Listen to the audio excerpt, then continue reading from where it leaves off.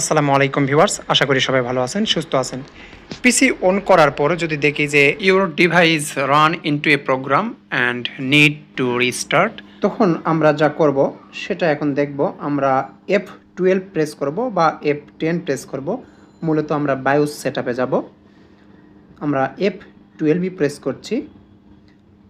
এতে করে আমরা দেখতে পাবো যে কী কী ডিভাইস আছে আমার এখানে। এখানে একটা এসএসডি আছে, একটা হার্ড ডিস্ক আছে। এখানে আমি দেখলাম 2টা ডিভাইসই আছে। এন্টার সেটআপ ক্লিক করব। তারপর আমি পেরিফেরালে যাব।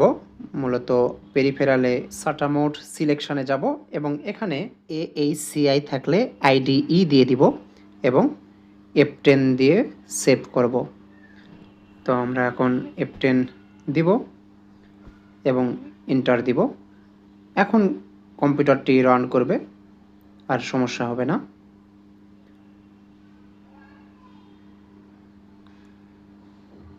আশা করি ভিডিওটি আপনাদের উপকারে আসবে। ভালো লাগলে অবশ্যই লাইক, কমেন্ট, শেয়ার করবেন আর সাবস্ক্রাইব করে সাথেই থাকবেন।